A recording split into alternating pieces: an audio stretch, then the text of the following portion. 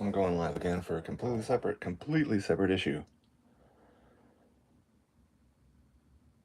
After much thought, I've decided to post information I have, let's call it a hypothesis I have, that very few people likely have thought of. It regards the psychology of the dog in question. And I was going to save it for the jury trial, and I might be making a mistake, whatever. I don't think it's that big of a deal. Certainly nothing rides on this decision. But I'm just going to say it here. It's just so true and so sensical. And it's, I believe, very convincing. By saying it now, how's the saying go? When you're dealing with the devil, it's very important you don't tip your hand. I'm tipping my hand here. The only reason why I don't mind doing it is because it's only one card out of a 5-card hand. And the other 4 are so good, and based on the bluff I'm sensing and the chips I'm seeing being pushed and not pushed, how little it would cost me to call, I don't mind. Sorry, played a lot of poker. Successfully.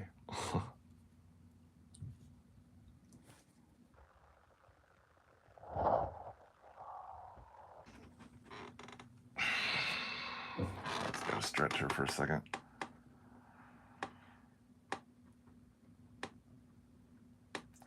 Okay. It has to do with the dog psychology. So, like I've said before, I'll make this brief. I grew up with dogs. I love dogs. I started being a falconer at age 16. You have to have dogs. I had German Shorthair Pointers. I had English Setter. I had friends were in it. They had dogs. A lot of the hunting is with dogs. Love dogs. Have a tattoo. One tattoo on my entire body is nothing but a canine's profile. I like dogs more than people. I think they're a more noble creature than a human being as a species, and we created them, whatever. But just actions-wise, anyway, I love dogs, right? So I'm very familiar with dog psychology. It's been very important to me. I love them. I love spending time with them. Their psychology, I just love it. I go to Quail Ridge all the time just to chill at the damn dog park because I don't have one, because it's such a huge responsibility. It's like having a child to me. And I rent a room, and I have an insane amount of freedom, and having a dog is like shouldering a ton of time, taking as much as I love mechanics. So anyway, this is a dog psychology. This is just a hypothesis. These are just opinions, and I am not claiming them as facts. But I think you'll hear it and be like, probably based on experience. I've come across a lot of dogs in the travel, especially not just recreation, but in Hawaii and doing falconry stuff, because you are out in the wilds and you're constantly crossing private property in rural areas. You come across a lot of cattle dogs, farm dogs of all breeds. You get chased by some, you get attacked by some, you run from some, cattle too. And it's just an insane amount of Utah's very varied from east to west, north to south, and it's, what's that word? Like, not just topography, but it doesn't matter. Environment. There's zones. What are they called? 14 of them in the world. Climate. Jeez. Anyway. Yeah, so when I heard that the German Shepherd was crossed with the Catahoula, I'm familiar with that breed enough to know that a Catahoula, along with like a blue heeler, these two breeds have the same, very similar, not the same, very similar psychologies, according to my opinion here. And they're both, what they have in common the most is they share the fact that they are rural dogs, which means they have vast roaming territories. And even if they don't work, just the front and backyard are probably acres, right? They're hyper intruder aware, because in the rural areas they live, intruders that come anywhere close to the house are so rare that usually it's a known truck or a known visitor that's coming, that's, oh, this happens, the mailman, whatever. But a stranger is automatically like, what the hell are you doing here? Because my owners don't know about you. And you got to keep into account, this is like generation of breeding and breeding and breeding and blah, blah, blah, blah. They just get better and better, better, better, better, better. And I don't personally like blue heelers and Catahoula's because I just think they're too aggressive towards strangers. It's like, man, you know, they can kind of be liability or even biting people who, you know, like mistaken, or even after children. I've seen it, you know. And, you know, under the right owner, of course, most individuals can be like instantly obeying commands and everything. But see, that's the difference right there, is you have to have the instantly obeying of commands. Even a hand signal, if it's within sight, and that's the type of work. But not here in this situation. It's obviously sound. Excuse me. I'm getting to a very good point here. So when you take a combination between a German Shepherd and a Catahoula is a beautiful dog, by the way. I wish it recovered fully quicker. Anyway, it doesn't do me any good to say that, because like, oh, you're just trying to... Anyway, you're gonna get a very guard dog sensitive, you know, like aware and eager, I would say willing dog. And then you're gonna get a dog that thinks it has this long, big range. You try to put it on a yard that small, even on the corner lot like they have, it's like front yard, side yard, backyard, all are about the same. It's not one stretch. And this dog, they used to run in like the wind, just miles every day without complaint, chasing cattle around. Dude, like, just fitness marathon runners. They're not used to this.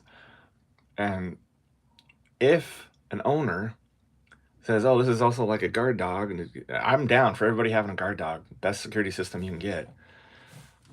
If you allow this dog, and this is already documented, this is all in all the police reports and all the witness statements and all the cop cams and everything, their enthusiasm in sharing that, oh, Ark is such a friendly dog that we let him out and all the neighbors know him and he visits them and they love him and he's never barked or growled at anybody, never attacked anybody. Oh, he knows everybody, oh, this neighbor and that neighbor. He's such a friendly dog that everybody in the neighborhood knows him and loves him. He can just walk around. They've admitted it's on cop cam. They just don't have a leash law in this cul-de-sac. Everybody here owns houses. They all know each other. They grew up together, and everybody's like owned their houses for decades. I mean, that's not for everybody, but largely. Then you get this dog that's like, okay, this entire cul-de-sac is my territory, and all of these people are known to me. I can go over to their house, and I know them, and I've been welcomed by my owners, introduced by my owners to them, so that I know that they're part of the tribe here, part of the community, not intruder in my dog psychology head, right? So then I come in, I'm just renting a room, so I come in, and the dog's, I'm hardly ever outside in the cul-de-sac. Why would I be? I don't hang out in the cul-de-sac. Go to my car, get out of here, get on my bike, get out of here, run, get out of here, right?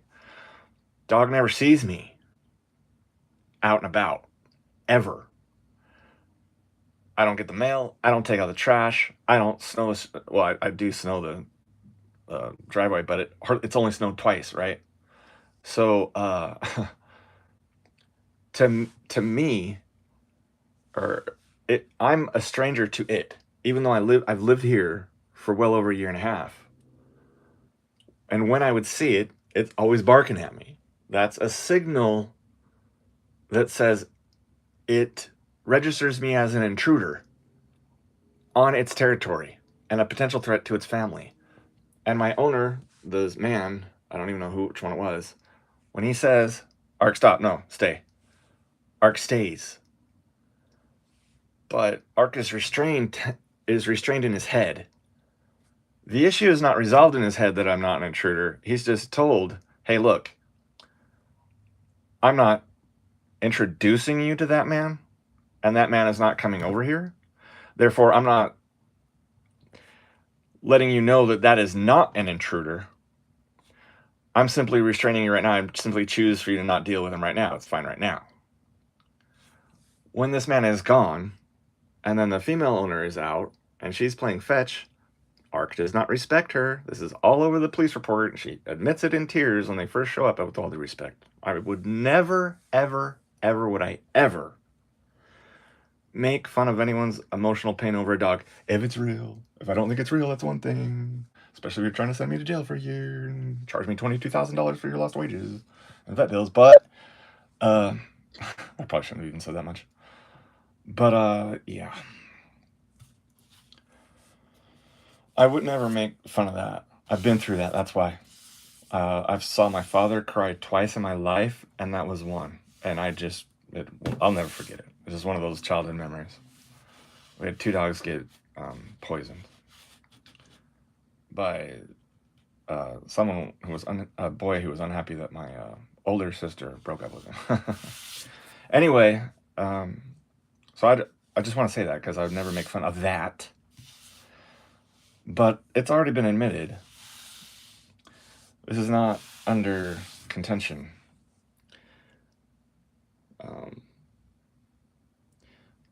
In the dog's head, it thinks the whole cul-de-sac is its territory, and I'm an intruder. So woman comes out, dog doesn't pay attention, doesn't obey like does to the man, and the time the dog bolts toward me, I look up and see it sometime after it's started that bolt, instantly recognize, oh shit, because of the barking. Know twice before that this is a FU dog, does not like me, but was previously restrained. Realize real quick there's no leash and no fence. And what can I say? You just have to make split-second decisions while your body at the primal level is going, you're about to die. And it came out of nowhere. You're walking out to your front yard.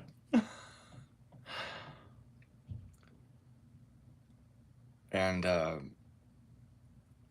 so I won't even talk more about this. I didn't mean to, but I don't want to think about it.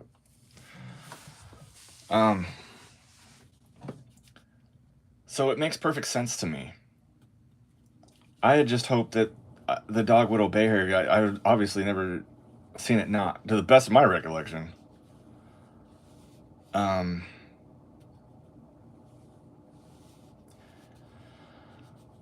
I can only stand to look at so far about 12 to 13 minutes total of the cop cam videos, and none of me being on it because of just how I'm not even going to express it. It's just a horrible, horrible thing I can't even watch. I won't watch. And I try. Anyway. So yeah, there it is. You let your dog roam everywhere. It thought its territory was everywhere. And because it was never introduced to me like it was to everybody else, it thinks I'm a stranger, which is why it barked at me like crazy. I don't have any desire to meet my neighbors. I'll probably change that in the future when I move after this. If any of them have dogs for this reason. But yeah, that was just how it is in a lot of places, right? We just don't know our neighbors. Maybe we should. Obviously we should. But yeah, so then when the dog hears screaming, what it hears is panic.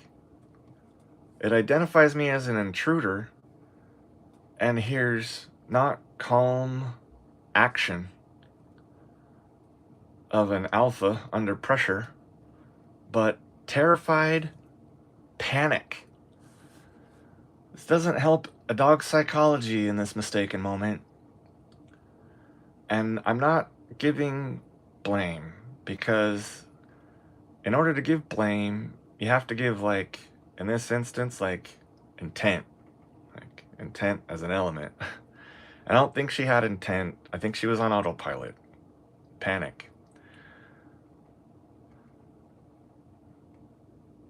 And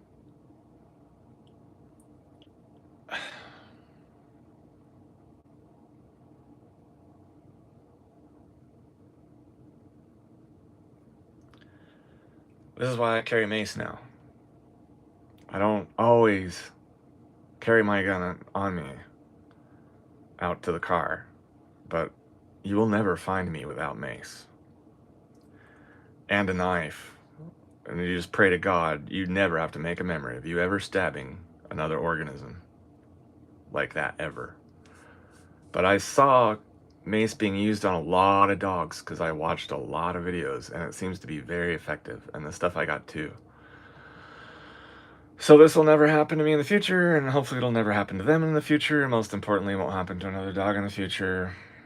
And hopefully when this all blows over, maybe in a decade, you know, it won't sting so much for anybody, and everybody hopefully be over and just whatever. I'm all talked out about it.